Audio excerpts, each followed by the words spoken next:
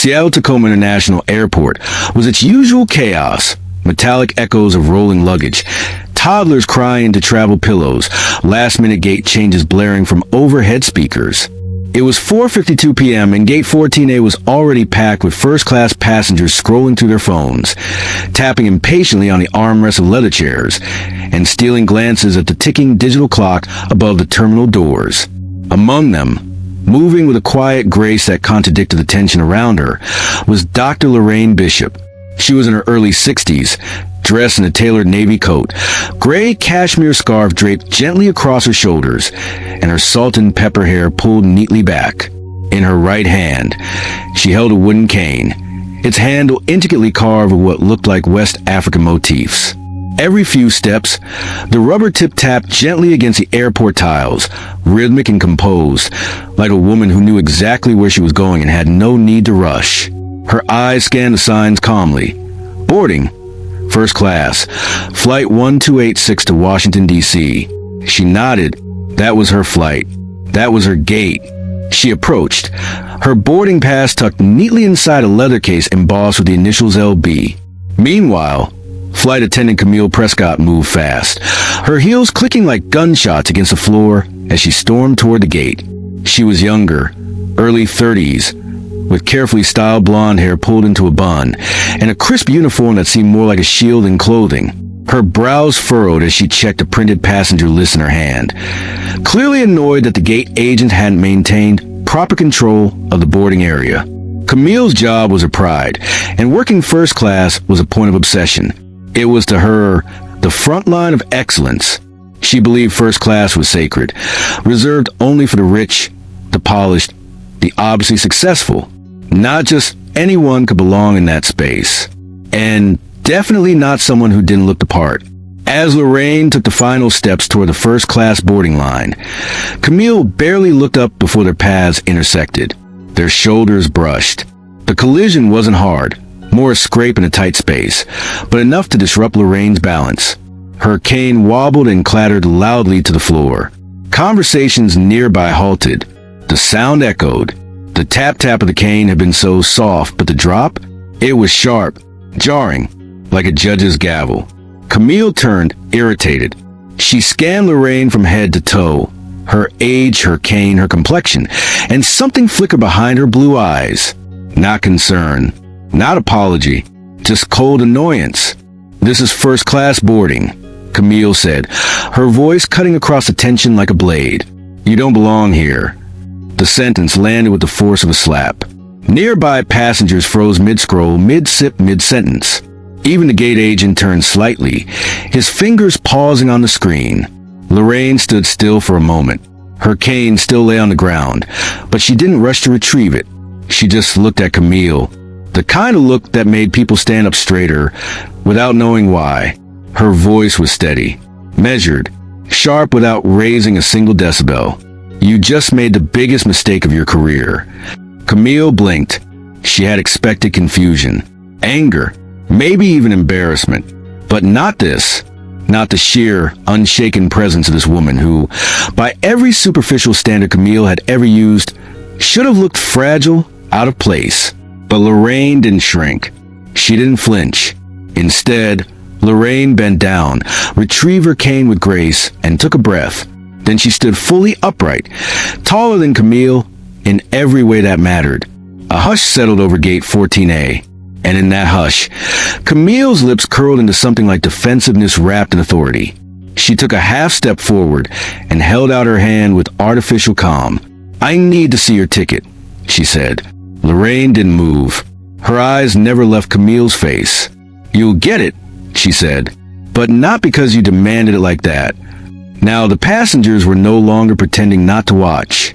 A man in a tailored gray blazer paused his call. A young woman subtly turned her phone to record. Whispered conversations bloomed like wildfire. Camille's face tightened. She hated attention when she wasn't in control of it. Lorraine finally opened her leather case and extended the boarding pass with 2 fingers.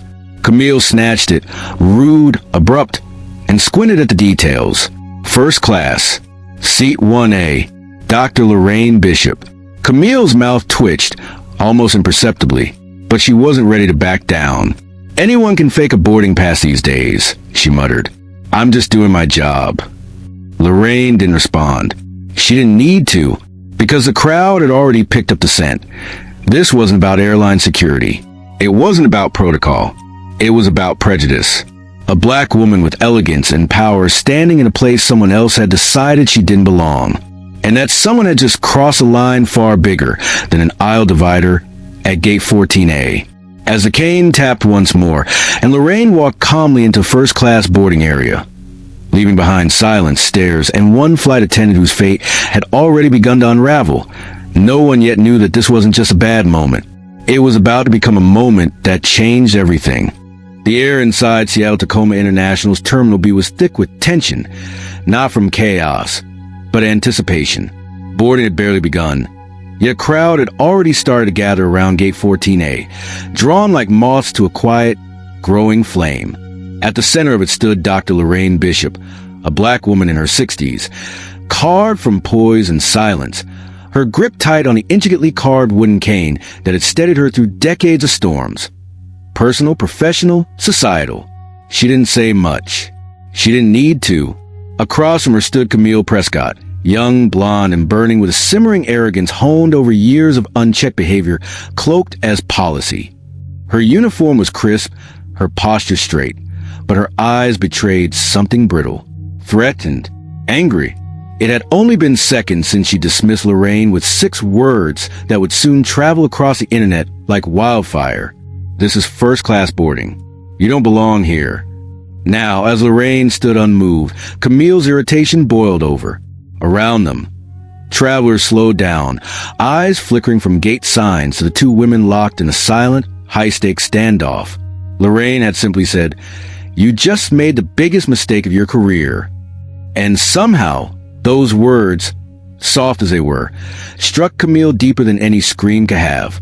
She flushed, her jaw tightened, her pride, already bruised, craved a power play, something she could control.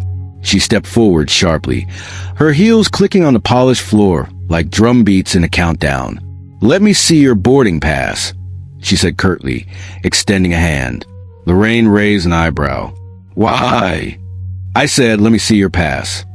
Lorraine, unbothered, reached into her coat slowly and produced a smooth, high-quality leather ticket holder. But as she went to present it, something in her body shifted, an instinct.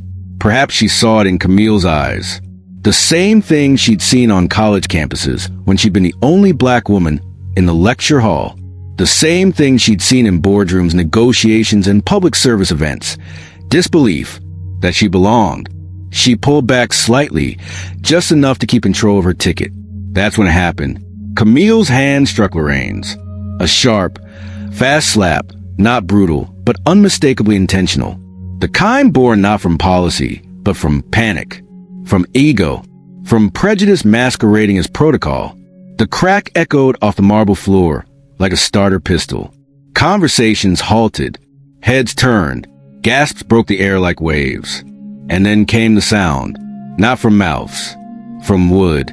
Lorraine's cane hit the floor. It landed with a clean, heavy thud. One of those sounds that didn't just break silence, it shattered it. A sound that became a symbol the moment it landed. Lorraine didn't flinch. She simply looked down, as though registering the insult not just to her hand, but to everything the cane represented: stability, strength, survival. She bent slowly and retrieved it, her movements deliberate, as though she were claiming not just an object, but her dignity, which no one could strip away. Certainly not here. Not like this. As she stood upright again, her gaze met Camille's. It wasn't angry. It was disappointed. Worse. That kind of disappointment that made you question the root of who you were. And then Lorraine spoke, not to raise her voice, but to raise the stakes. "Actions have consequences, Miss Prescott," she said, her voice smooth as stone underwater.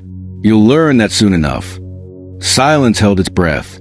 Passengers stood frozen. Some pretended to check their watches. Others shifted luggage to mask their attention. But they were listening, watching, recording. A woman with a child stepped back protectively. A man in a tailored suit pulled out his phone and began to film. Two gate agents whisper behind their desk, unsure if they should intervene. Camille, now acutely aware of the stairs and cameras, tried to reassert control. "She's not even supposed to be here," she said loudly, pointing at Lorraine. I think this is a forged ticket. I've seen it happen. Some people think they can sneak into first class." The lie left her lips quicker than reason could catch it. But Lorraine didn't react. She didn't protest. She simply reached back into her coat and slowly removed the leather case again, opened it, and presented the pass without a word. "Seat 1A, first class, Pacific Skies Airlines." Camille's voice cracked. "Anyone can fake that. I'm just doing my job." But her words were losing power. The crowd wasn't buying it. They weren't nodding. They were narrowing their eyes, whispering, and worst of all, filming. No one knew it yet, but this wasn't just a slap. This was about to blow open a window into something deeper, something viral, something overdue. The camera phones weren't aimed at drama. They were aimed at truth. Flight Attendant slaps Black CEO, not knowing she's the airline owner. That was a headline waiting to be written. And Lorraine Bishop? She was done being silent. Camille Prescott stood stiffly, her arms crossed as if they alone could protect her from the rising tension in the terminal. The eyes of the crowd were beginning to lock onto her, some in confusion, others in discomfort, and a few already filming, their phones subtly raised behind bags and shoulder straps. Across from her, Dr. Lorraine Bishop remained silent, but it wasn't a silence born from weakness. It was the kind of silence that made noise by its very presence. Her composure was unsettling, even to those unfamiliar with the power of dignified restraint. She slowly knelt, picked up her cane, dusted it off with the same care one might show to an heirloom, and stood again. Her movements were deliberate, like punctuation in a speech not yet delivered. Camille broke the silence first, her voice louder than necessary. "Ma'am, I'm going to need to see that boarding pass again. This section is for verified first-class passengers only." Lorraine didn't blink. "And I'm asking you to lower your voice." Camille's jaw tightened, as if she couldn't believe the woman before her was still daring to speak. "I'm following protocol. If you have nothing to hide, this won't take long." Lorraine took a slow breath, then reached into her elegant coat. She retrieved a slim leather wallet, one stitched with initials embossed in gold. LB.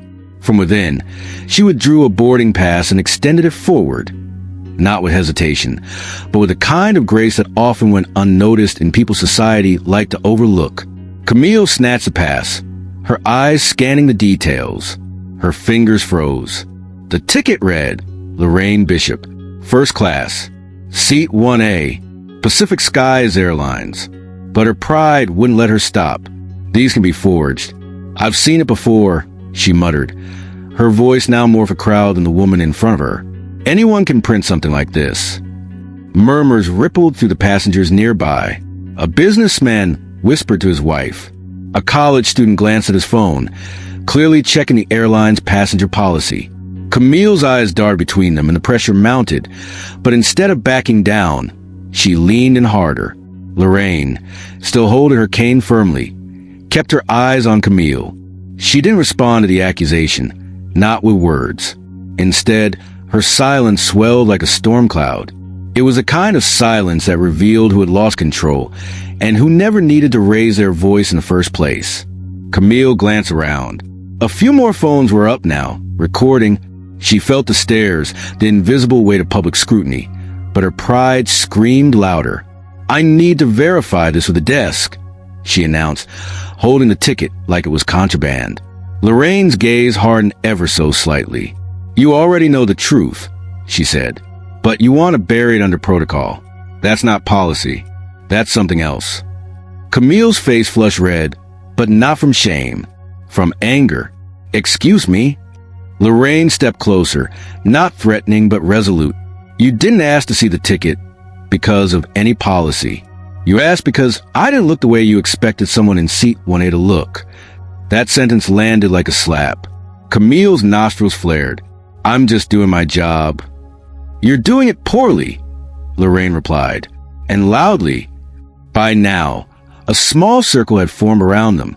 Not a crowd, not yet, but a perimeter of witnesses, each one drawn in by a scene that was no longer about boarding a plane.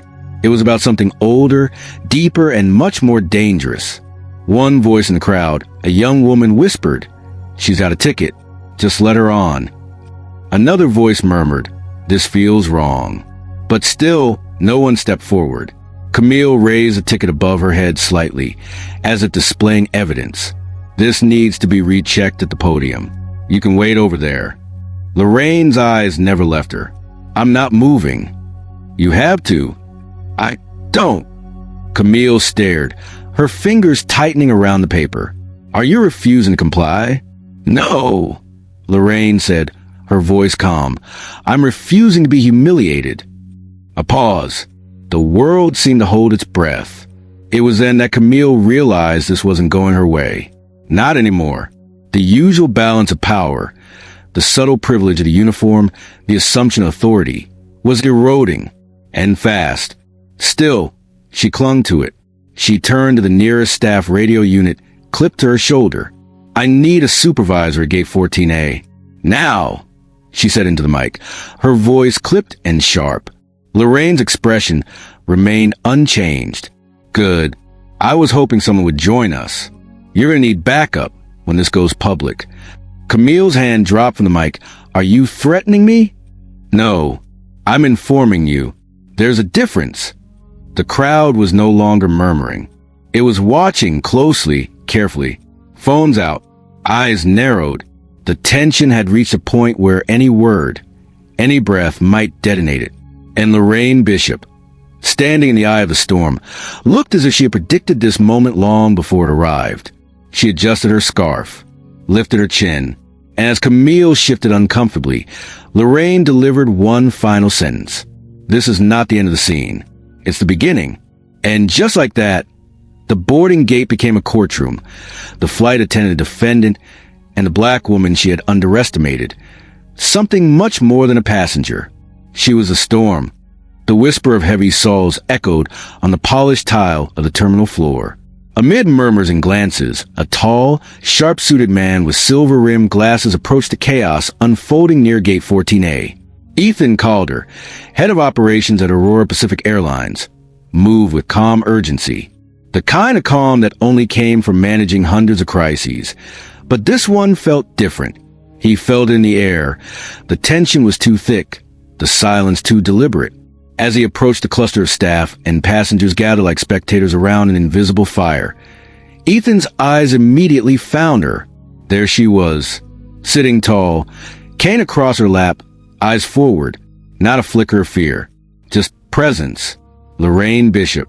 He stopped walking. For a brief second, everything inside Ethan shifted. His professional mask wavered, not because of the crowd, but because of the woman before him. The woman everyone at the airline had heard of, read about, perhaps even quoted in internal memos. But few had actually met her in person. Lorraine Bishop wasn't just a name at the top of the organizational chart. She was a founder, the architect of Aurora Pacific's very soul. And she had just been slapped. Ethan inhaled sharply, his chest tight. He walked the final steps with the weight of the airline on his back. He didn't glance at Camille Prescott, the flight attendant whose flushed cheeks and trembling hands now told a story far louder than any defense could. He didn't need to. He stopped directly in front of Lorraine and bowed, not stiffly, not awkwardly, but with the reverence of a man who understood the gravity of what had just occurred. "Ms. Bishop," he said, his voice controlled but warm, "I sincerely apologize for this unacceptable incident. On behalf of the airline, your airline, I assure you, this will not go unanswered."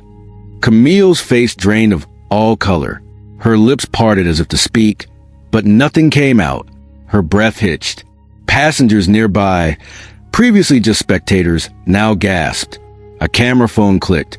Someone whispered behind their palm, "She's a CEO. No, more than CEO. The owner, the founder, the woman behind the very name they were flying under."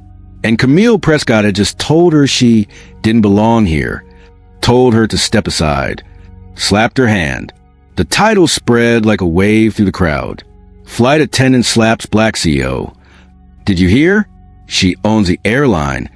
That woman, that's Lorraine Bishop. The murmurs reached Camille's ears like 1,000 tiny knives. She felt her legs weaken, her throat constricted. The memory of slapping the cane away burned brighter now, crueler, more damning. Lorraine didn't move. She simply nodded at Ethan with that same unreadable calm. The power in her wasn't in her title. It was in her stillness, in how she made the noise around her seem absurd. "I appreciate your presence here, Mr. Calder," she said, "but I'm not here for apologies." Her tone was cool, measured. It didn't lash out, but it didn't need to.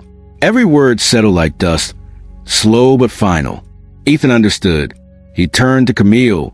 "Miss Prescott," he said, his voice now glacial, "you assaulted the woman who built this airline from the ground up. Do you even understand what you've done?" Camille stammered.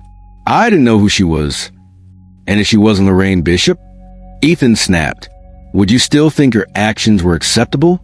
Camille's mouth closed. Her gaze dropped. The silence she offered was louder than any confession. Passengers stood still. Phones recorded. The story was already alive on social media. The hashtags were forming. Hashtag Flight Attendant slaps Blacksill. Hashtag Airline Owner assaulted. Hashtag Aurora Pacific scandal. Some passengers wore faces of horror, others shame, at themselves for not stepping in, for watching unfold, and assuming it was just a regular passenger being difficult. And in the middle of it all, Lorraine sat silent, regal, unmoved, because this wasn't her first insult. It was just the most public. A reporter might have described it as a single mistake, but anyone who had lived through discrimination knew better. It was a moment built on centuries. It wasn't about a cane. It was about everything that led up to Camille thinking she had the right to strike down a black woman in first class. And now, she had struck down the wrong one. Ethan turned to the surrounding staff and spoke clearly. "Please escort Miss Bishop to the VIP lounge. I'll be there shortly." He didn't say another word to Camille. Didn't need to. The damage had been done. But it hadn't yet finished doing its work. Because this was no longer just an incident. It was a reckoning. And Camille Prescott, for all her youthful pride and neatly tied bun, was now at the center of a lesson that was about to be written across every screen in America. The woman she had dismissed, the black CEO she had assaulted, was not interested in punishment. She was interested in exposure. And the world was finally watching. Camille Prescott had worn her uniform like armor for the past 6 years, pressed to perfection, pinned with gold wings, and paired with a practiced smile. It gave her a sense of control, of belonging, of authority. But now, every stitch of it felt too tight. As she stood rooted in front of gate 14A, a cold sweat creeping beneath the starched fabric of her blouse, the murmurs around her rose like a tide she couldn't hold back. She slapped the black CO. She owns the airline. That's Dr. Lorraine Bishop. The words hit harder than any official reprimand ever could. Passengers who moments ago had barely glanced her way now stared as if she were some creature unveiled. Phones stayed raised. Cameras still recording. And there, just beyond the crowd, stood Ethan Calder, head of operations, his expression carved in stone. Camille's mouth went dry. Her fingers twitched at her sides. Ethan's footsteps echoed as he approached, the crowd instinctively parting for him. But he didn't speak to her. He walked directly to Lorraine Bishop and, without hesitation, bowed his head. "Dr. Bishop," he said, his voice audible to all, "on behalf of Pacific Skies Airlines, I offer our deepest apologies for what just occurred." Lorraine, poised and composed, offered a small nod but said nothing. The silence spoke louder than any outrage. Ethan turned. His eyes found Camille. His voice now dropped in temperature. "You slapped the woman who built this airline." A gasp surged through the bystanders. Camille took an involuntary step back, her mind spinning. No, that's not, I didn't know." Ethan didn't blink. "You didn't know because you didn't bother to look, or ask, or respect." His words were scalpel precise, deliberate. "You saw a black woman with a cane and assumed she didn't belong. But Dr. Lorraine Bishop doesn't just belong. She owns every gate, every seat, and every uniform we wear. The twist struck like lightning. Passengers' eyes widened, mouths fell open. The camera lenses refocused. Some whispered to each other. Others just stared. Flight attendant slaps black CO, not knowing she's the airline owner. The headline was already writing itself across timelines and social feeds. Camille felt the ground shifting beneath her feet. Her voice cracked. I didn't mean, I was just trying to do my job. Ethan cut her off. No, Camille, you weren't doing your job. You were exercising judgment. The wrong kind. Behind them, the PA system droned a routine boarding announcement. But no one moved. Camille looked at Lorraine, who still hadn't spoken to her once. That silence stung more than any reprimand. I need you to come with me, Ethan said sternly. Camille's limbs moved on their own. She followed Ethan past the gate, down the jet bridge corridor. Flight attendants, gate agents, even pilots turned their heads as they passed. Every eye on her, every whisper slicing deeper. Inside the private crew lounge, the atmosphere shifted again. It was quieter, but tenser. Corporate quiet. A place where careers were made or dismantled. Ethan stood at the front, facing the room. You are hereby relieved from active duty, he said. Effective immediately, pending disciplinary review. Camille opened her mouth to speak, but her voice caught. You will offer a formal apology, he continued. Not just to Dr. Bishop, but to every passenger on that flight who witnessed your conduct. A pause, and you will do it in the first-class cabin. Right now, the words stunned her. You wanted to apologize publicly? Ethan's gaze sharpened. You slapped the airline owner in front of 24 first-class travelers, half of whom are CEOs themselves. You made this public. Camille, you don't get to clean it up in private. Her breath hitched. Shame crawled up her spine. But I didn't know who she was. She tried one last time. Ethan's voice turned grave. And that's the problem, isn't it? There was no escaping it now. No policy to hide behind. No protocol to cite. Camille adjusted her uniform, the fabric now a prison. Her badge a weight. She followed Ethan back toward the gate. The doors to the first-class cabin opened like the gates of courtroom. Passengers turned. Some lifted their phones again. And in seat 1A, Lorraine Bishop waited. Still calm. Still silent. Still devastatingly dignified. Camille walked toward her. Her knees threatened to buckle. Her chest burned. When she stopped before the woman she had struck, her voice trembled into the silence. I'm sorry, she said, barely audible. I treated you with disrespect. I judged you based on assumptions. And I was wrong. The cabin was still. Camille forced herself to continue. I didn't know you were the airline owner. I didn't know you were the black CEO who built this company. But now, I see I didn't care to know. A long pause. Lorraine finally looked up. Her eyes locked onto Camille's. Then, for the first time since the incident began, she spoke. Would you be apologizing like this if I weren't? The words sliced through the cabin. Every passenger stiffened. Camille blinked, stared, opened her mouth, but nothing came out. The question didn't need an answer. The real verdict had already been delivered, and it had nothing to do with rank, power, or position. It had everything to do with humanity. As Camille stood there, uniform clinging to her like guilt, the fall had begun, not with a firing, not with a headline, but with a realization. She hadn't just slapped a woman. She'd slapped everything that woman stood for. And now, she would have to answer to all of it. The cabin air felt thick, as if silence had taken a physical form and pressed itself over every passenger. The crew stood awkwardly in the galley. Some glanced nervously at the front of the first-class section. Others simply looked down, avoiding each other's gaze. They all knew what was coming. Everyone had heard. Camille Prescott to first class. Immediately, the intercom crackled with authority. Camille's hands trembled slightly as she adjusted her uniform jacket. Her heart was pounding, not from nerves alone, but from the suffocating weight of realization. Her face, pale under the overhead lights, wore a mask of composure she barely managed to hold in place. She walked slowly, her heels echoing with every step, each tap louder than the last. Passengers turned to watch. Some whispered. A few held their phones at waist level, recording. But most were silent, the kind of silence that stretches across a courtroom before a verdict.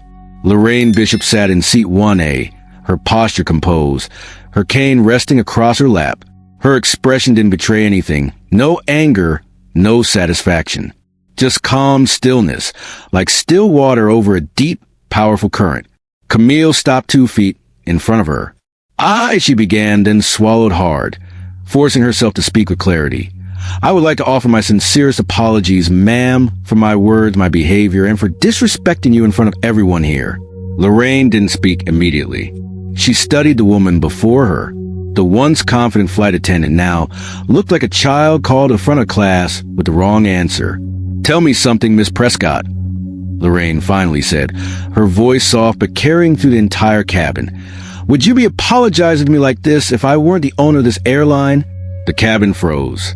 It was as if someone had reached into the ribcage of every person present and squeezed tight. Camille blinked rapidly. Her mouth opened slightly, but no words came out. Lorraine's eyes didn't leave her. "Would you be here with your head lowered, your tone softened, if I were just a regular black woman with no title, no power, and no seat 1A?" The question didn't need an answer. It was the answer. The murmurs returned. This time they carried weight. Not just curiosity or gossip, but the heavy sound of people realizing they were witnessing something deeply wrong. Something systemic. Camille's shoulders slumped. The composure she had clung to was crumbling in real time. "No," she whispered. "I wouldn't have." Lorraine nodded once, slowly. Her gaze was not triumphant. It was disappointed. "That," she said, "is the real issue, isn't it?" Camille couldn't breathe. It felt like someone had opened every window on the plane and let in all the judgment she'd ever deserved but had never faced until now. "I've worked in this industry for nearly 40 years, Lorraine continued. "I've watched women like me, black women, ignored, dismissed, second-guessed, and humiliated, all while smiling and taking it. And the only time they ever get a real apology is when someone realizes they made that mistake in front of the wrong person." A man in seat 2C gently lowered his phone.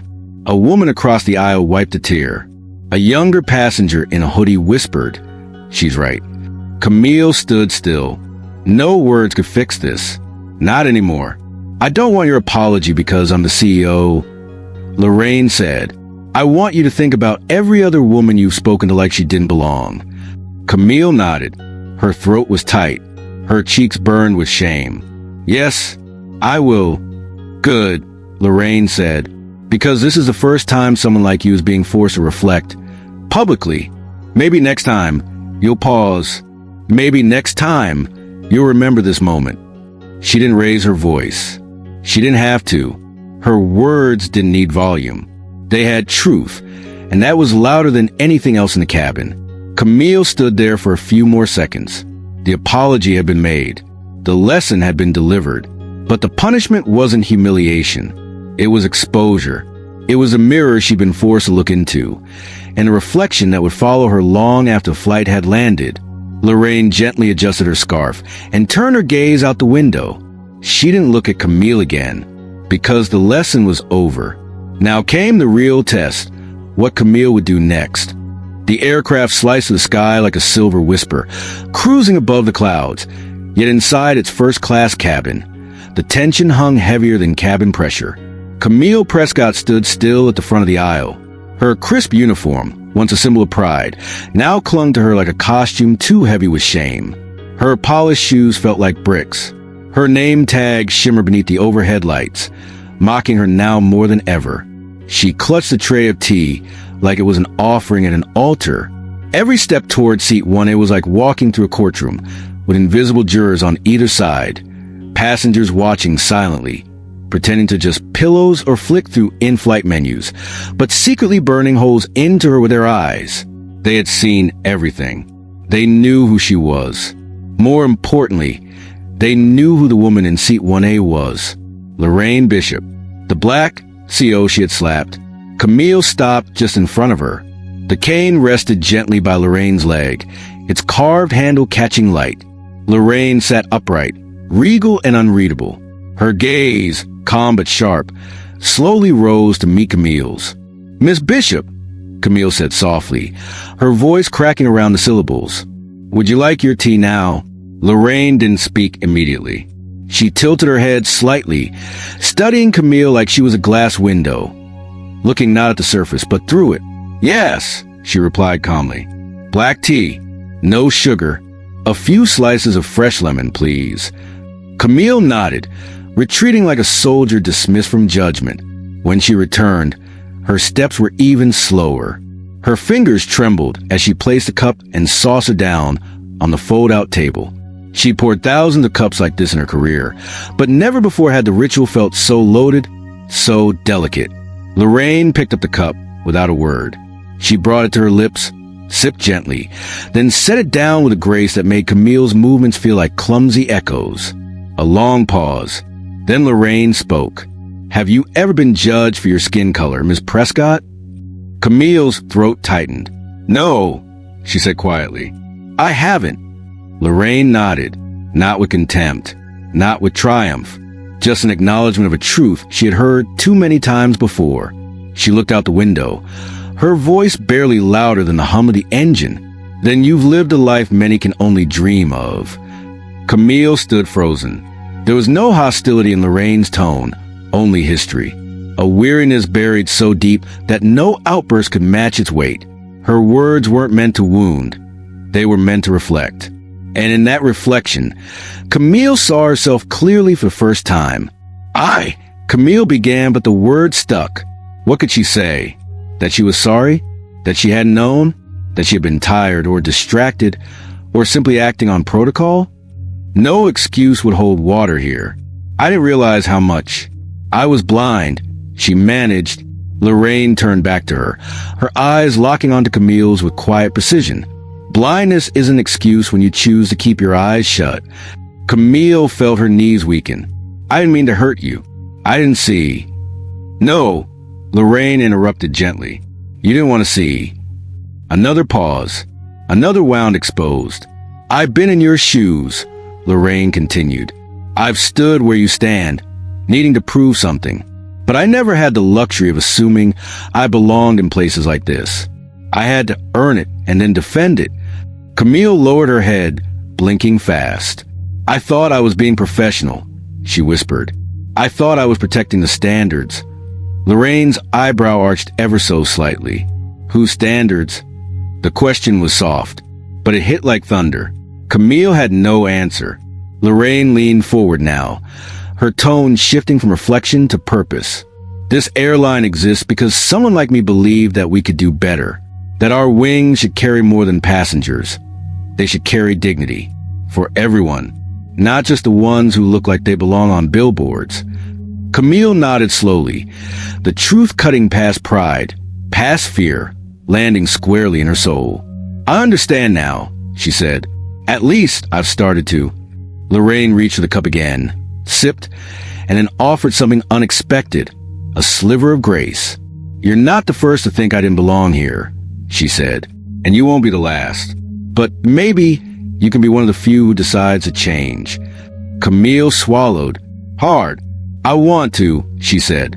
Lorraine gave her a long look, then finally a small nod. "Then serve well. Not tea, not status, but people." And with that, the moment passed, not forgiven but transformed. Camille turned to leave, the tray now lighter than before. Not because her burden had vanished, but because she had begun to understand how to carry it. Behind her, Lorraine Bishop returned to her tea, gazing once more out the window, the clouds drifting by like fragments of history, some bitter, some beautiful, but all of them true. The tension in Gate 27 lingered like thick fog. Most passengers had either turned away in discomfort or silently filmed the scene with their phones, unsure what they were witnessing, but aware enough that it mattered. Monica Ellison stood frozen, not from the sting of the slap, but from the centuries of history that echoed behind it. For a moment, the world felt like it stepped backward into an uglier time, one where black women, no matter their accomplishments, could still be publicly humiliated without consequence, and by someone in uniform. The silence cracked as Caroline Whitmore, the flight attendant whose palm had just made impact with Monica's cheek, huffed and snapped. "Maybe next time, follow instructions the first time." Monica didn't say a word. She didn't flinch. She didn't blink. She simply reached down, picked up her purse, adjusted her blazer, and took one step back. Not because she was afraid, but because this wasn't the battlefield. Not yet. From the corner of the gate, a quiet movement stirred. A man in a gray wool coat, holding a worn leather-bound notebook and a badge clipped discreetly to his belt, had been standing by a vending machine. He hadn't bought anything. He had simply watched. His name was Terrence Shaw, Director of Internal Ethics for Horizon Skies Airlines. He was scheduled to catch a connection flight to Houston after a confidential review at the Los Angeles Regional Hub. But the moment he saw Caroline's hand fly across Monica's face, he had stopped moving. He knew that slap wasn't just personal. It was institutional. Terrence stepped forward, slow and deliberate, as if every pace measured the weight of consequence. He didn't pull out his badge. He didn't raise his voice. He simply walked toward Monica like a man who had seen too many apologies come too late. "Ma'am," he said quietly, "are you all right?" Caroline interjected instantly, her voice rising an octave. "This doesn't concern you, sir." She was out of line and refusing direct safety instructions. "I had to." "You had to hit her?" he interrupted, gaze unblinking. I was enforcing protocol," she stammered. Monica finally spoke. "No, Caroline, you were enforcing power. And the difference between the two is what's about to cost you everything." Terrence turned to Monica, his voice lowering. "If you like to file a formal grievance, I can ensure." "No," Monica said, lifting her chin. "There's no need for that." "Excuse me?" he asked, visibly confused. Caroline smirked, assuming victory. "Exactly. Let's stop the dramatics. The woman has no business being in first class anyway." Monica's eyes didn't leave Caroline's. Calm, steady, piercing.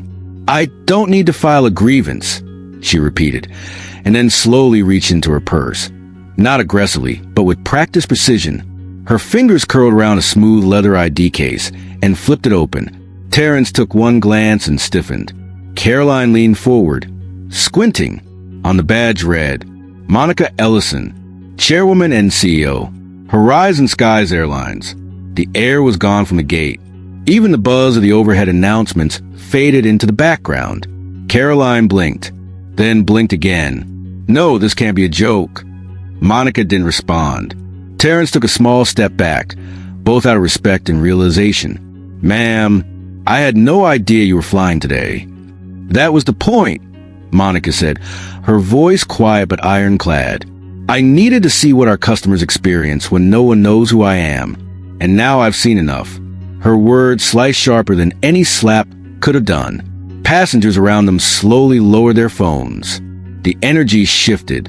What had once been bystander curiosity became sharp discomfort. People now looked at Caroline as if seeing her for first time, and not liking what they saw. Terrence cleared his throat. "Ms. Ellison, may I escort you to the executive lounge while I make arrangements?" Monica nodded once. "And I want every second of that footage from security. Start with gate 27, then the check-in desk." She turned to Caroline. "You don't know who your passengers are. But worse, you don't care. And when someone stops caring, they stop deserving that uniform." Caroline's mouth opened, but no words came out. Her career had just expired. Terrence gently motioned for Monica to follow him. As she passed Caroline, she paused for only a second. "You thought I was beneath you, but I built the wings you work under." It was neither vengeance nor cruelty. It was just truth. As Monica walked toward the private terminal, she passed every passenger who'd seen her humiliated. Now, their eyes followed a different gaze, part shame, part awe, part respect. She didn't demand their applause. She demanded their reconsideration. And she got it. The corridor behind gate 27 was quiet. Too quiet for an international terminal. Here, where few passengers ventured, a single frosted door bore a brushed steel plaque. Executive Operations, Horizon Skies. Monica Ellison stood before it, her shoulders squared and her stride composed. She didn't need to push it open. Terrence Shaw did. The room inside was more bunker than boardroom. No windows, just soundproof walls, a polished mahogany table, and the subtle hum of HVAC. 2 security monitors showed real-time feeds from multiple terminals. On the wall behind the table, the company motto etched in glass, soaring together, serving with respect. How ironic. Terrence gestured for her to take the seat at the head of the table. She didn't sit. Instead, Monica stood still, scanning the room, the silence pressing against her ribs. Terrence cleared his throat. "Security is pulling all footage now," he said. "Gate cameras, kiosk interactions, check-in desk. I also flagged the name Caroline Whitmore in our internal system. This isn't her first customer complaint, just the loudest one." Monica finally sat down. "Her file?" she asked. Terrence opened his tablet. "Employed 6 years. Flight leader for the last 2. 2 customer conduct flags. 1 written warning for tone and escalation. Her regional supervisor dismissed all 3. Monica raised an eyebrow. Supervisor's name? Angela Reardon. A slow exhale left Monica's lips. Angela, of course, loyal to the airline, but blindly so, the kind of manager who protected the process more than the people. "I want both of them in this room," Monica said firmly. "Now." Terrence blinked. "Ma'am, they're not aware you're conducting an internal review. If we bring them here without cause—" "This slap was the cause," Monica interrupted, tapping the table once. "And the fact that she felt entitled to deliver it tells me the culture beneath her let it happen." Terrence nodded slowly. "Understood. I'll have them brought up." As he stepped out, Monica leaned back, closing her eyes for a moment. In that moment of stillness, the past crept in. The years of building this airline from a patchwork of regional carriers. The sleepless nights raising capital as the only black woman in a room full of white men. The ridicule disguised as praise. "You're so poised. Monica, are you sure you're not just a face?" "You're exactly what this brand needs. Diverse, feminine, approachable." No one saw the boardrooms where she bled strategy. No one saw the contract she negotiated while pregnant. No one remembered the launch delays she averted with a 3 a.m. call from a motel room in Phoenix. They remembered only her skin and her smile. That slap was personal, but it wasn't just hers. It was every black woman who'd ever been told, "You're in the wrong place." The door reopened. Terrence returned with 2 people, both wearing the unmistakable confusion of being summoned without warning. Caroline's eyes widened first. "Oh my God, you're here?" Angela Riordan's reaction was slower, more calculated. She smiled tightly and extended a hand. "Ms. Ellison, we weren't expecting you to be on site." Monica didn't shake it. "Clearly." Angela's hand hovered in the air, then dropped. Caroline stepped forward. "Look, I didn't know who you were, okay? If I had known." "You still shouldn't have done it," Monica said coldly. "I'm not asking for apologies, Caroline. I'm asking how you thought slapping a passenger, any passenger, was appropriate." Caroline stammered. You were in the way. I mean, she was blocking the boarding line, ignoring instructions." "I was asking for assistance," Monica corrected. "Your tone was hostile before I even spoke. And your response? Physical violence." Angela jumped in. "Let's not escalate things further. We're happy to file an incident report and offer." Monica's eyes snapped to her. "You'll file nothing. I'm not a passenger today. I'm your boss. And right now, this is an HR matter. This is a cultural audit." Angela's face tightened. Caroline flushed red. Monica turned to Terrence. "Pull every report with Caroline's name. And I want to know how many complaints Angela has redirected or dismissed without escalation, especially those that mention race, gender, or excessive force." Angela's mouth opened. "Excessive force? Monica, come on. You don't get to use my first name right now." The silence dropped again, sharp and final. Monica stood, walking slowly toward the wall where the mission statement glowed. She ran her fingers across the word respect. "Do Do you know how many times I've walked through our terminals unrecognized? She said. Do you know why I do it? Caroline didn't answer. Angela shifted uncomfortably. Because I want to know who we really are when no one's watching.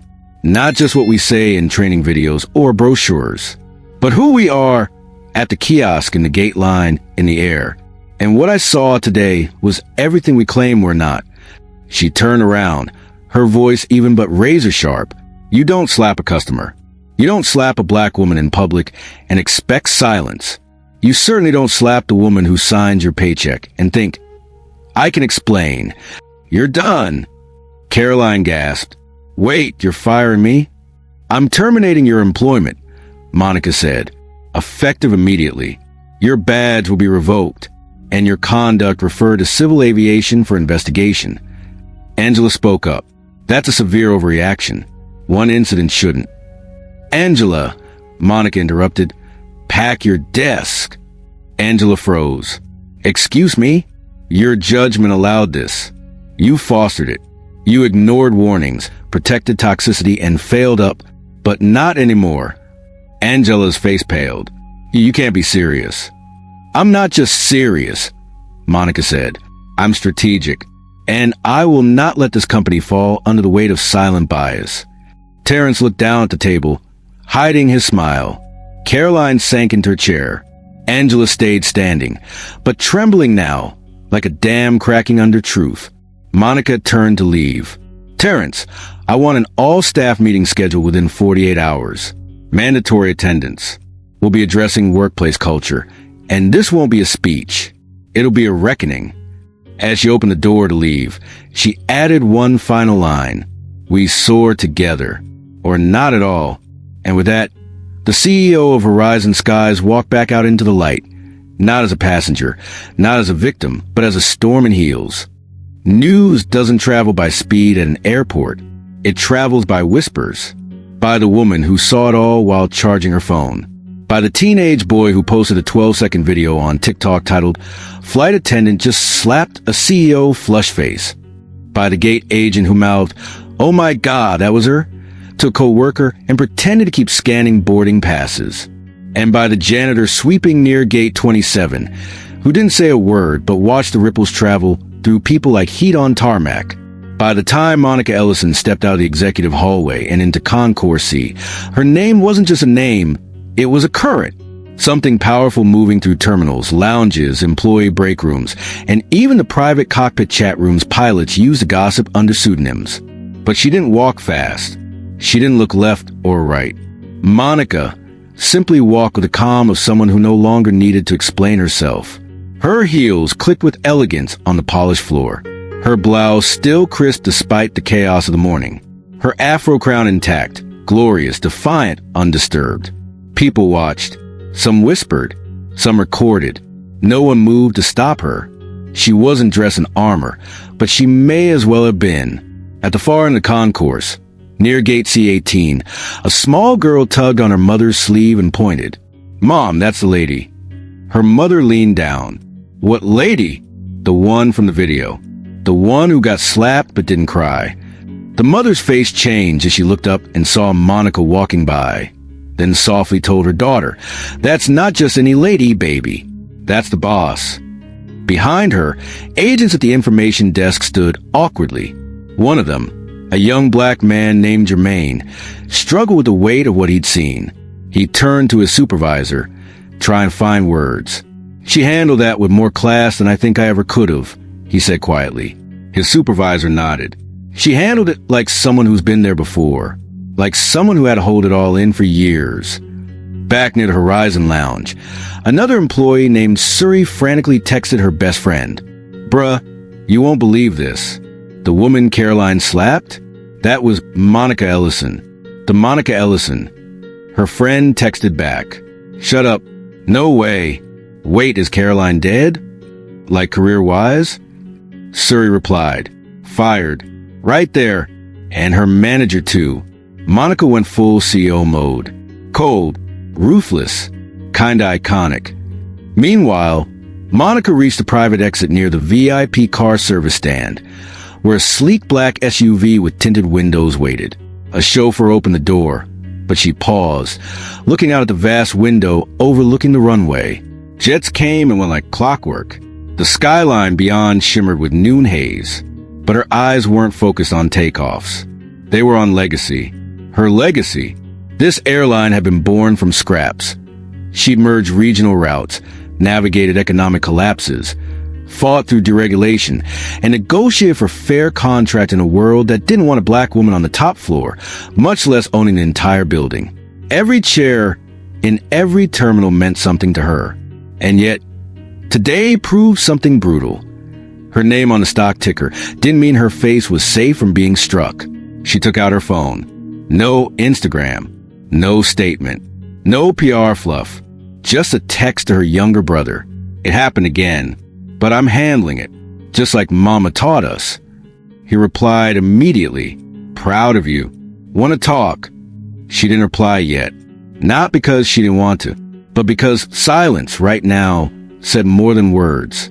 She turned to the driver. "Not yet. I have one more stop." 20 minutes later, Monica stood inside the HR training center on the second floor of the Horizon Skies employee headquarters. It was a bright room. Too bright.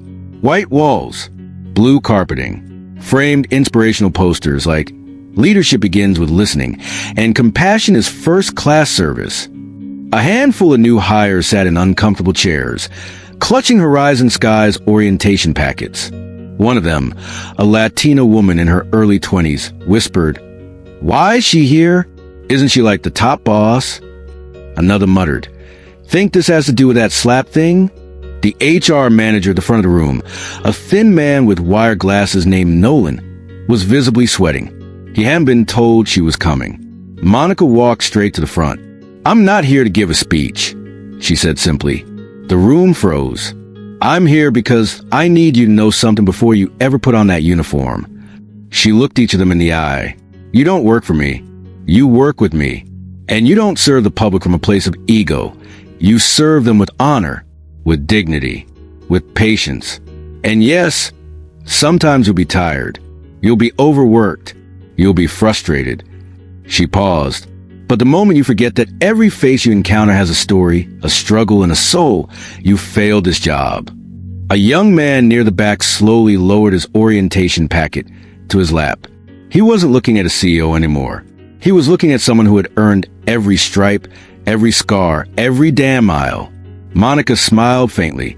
"I got slapped today. Not because of who I am, but because someone didn't care enough to ask. I'm not mad that she didn't know me. I'm mad that she didn't think I was worth knowing." Silence. A respectful, stunned, moved silence. Then she said quietly, "So ask, listen, learn," and led. She nodded once to the HR manager, then walked out, leaving nothing behind but gravity and inspiration. As she stepped back into the elevator, her phone buzzed again. This time from the chief communications officer.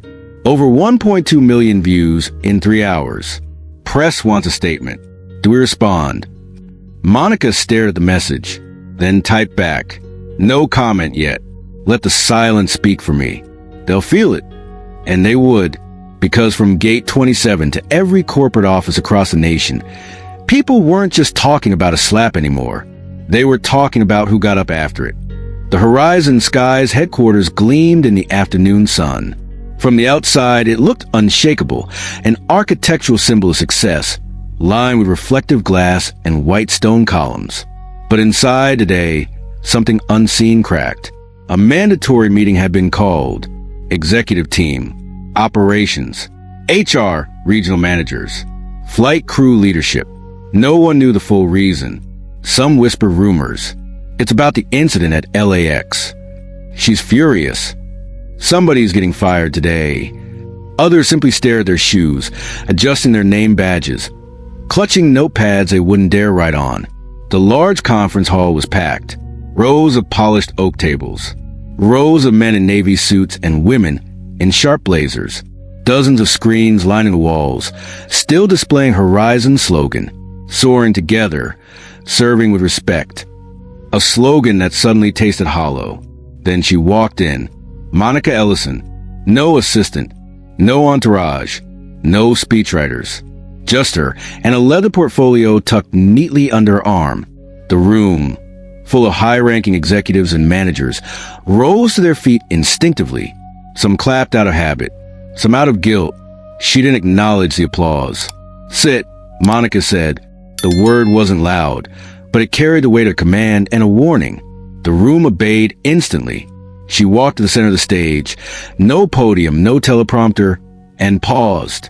Then, slowly, she held up a remote and clicked. The screens lit up. First, a still image, a frame from Gate 27 security footage. It showed Caroline's hand midair, an inch from Monica's face. Gasps rippled through the room. Monica spoke, her voice smooth but cold. "I don't need to explain this photo. You already know what it is. You know what it means." Click. The screen changed. Passenger complaint forms.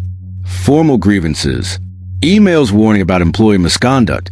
Ignored, dismissed, buried. Every one of these documents, Monica said, represents a moment when someone told us we were slipping. Every time we ignored them, we didn't just fail a customer. We failed ourselves.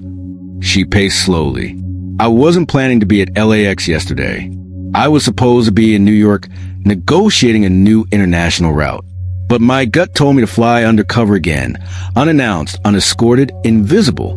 Because the truth doesn't show up when cameras are rolling. It shows up in how you treat the people you think don't matter." The room stayed deathly silent. No airline collapses because of a bad quarter. No company falls because of one lawsuit.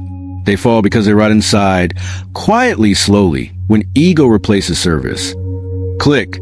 The screen displayed side-by-side profiles of Caroline Whitmore and Angela Reardon, marked terminated in red. Whispers flickered, sharp and panicked. "Some of you think what happened yesterday was an isolated incident," Monica continued. "It wasn't. It was a symptom. And symptoms are warnings." She paused, her gaze scanning the crowd like a hawk searching for movement. "I built Horizon Skies for people who believe in dignity. Not for people chasing bonuses. Not for people climbing ladders by stepping on others." She let the words sink deep into the room's polished veneer. Click. A new screen flashed. Effective immediately. Horizon Skies Cultural Audit Initiative. Anonymous reporting platform. Mandatory empathy training. Independent investigations unit. Customer first service model redesign. "You will attend these trainings," Monica said flatly. "Not your assistants. Not your interns. You.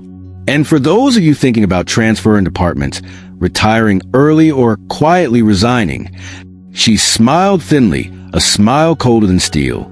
"Good. We need the seats." No one moved. No one even breathed too loud. She set the remote down on the table beside her. "Understand this clearly," she said. "I don't want another memo about our commitment to diversity. I don't want another Instagram post celebrating Black History Month with smiling stock photos. I don't want a single empty apology. I want action." She folded her arms, an unmistakable posture of finality. From this day forward, respect isn't optional at Horizon Skies. It's the runway. You either take off from it, or you get left behind. Slowly, she looked out across the room, at faces sweating behind perfect smiles, suits that cost thousands, and titles that meant nothing without character. And she delivered the final words without raising her voice. "I am not asking for change. I am requiring it. And if you can't live with that, you won't live here." With that, Monica turned, heels clicking crisply, and left the room without looking back. The doors closed behind her like a gavel coming down. Inside, executives stare at one another, the room heavy with simple, terrifying truth. The storm hadn't passed. It had just begun. The sunset bled across the sky like spilled gold, washing the Horizon Skies tarmac in a light so soft it looked unreal. Airplanes lined up on runway 2A, their wings catching the last glimmers of day. Travelers moved like slow rivers through the terminals, dragging luggage and hopes, barely noticing the woman standing behind the giant glass wall, alone. Monica Ellison. Her reflection hovered over the glowing planes, a living symbol of everything she had built, and everything she refused to let rot from inside. Behind her, the empty executive meeting hall buzzed with aftershocks. Managers scrambled to draft emergency culture memos. Directors whispered about who might survive the coming audit. Employees who once nodded politely to her in elevators now avoided her gaze entirely, like children afraid of quiet fury of a storm. But Monica didn't gloat. She mourned, not for herself. For every dream left bruised by small minds. For every "you're not what we expected" whispered in boardrooms. For every black girl still wondering if her excellence could survive the places built to crush it. She rested a hand lightly on the cool glass. In a way, today wasn't just about a slap. It was about every silent slap before it. The ones that didn't leave a mark on the skin, but left bruises on the spirit. Her phone buzzed again. Dozens of calls. National news outlets. Statements demanded. Hashtags trending.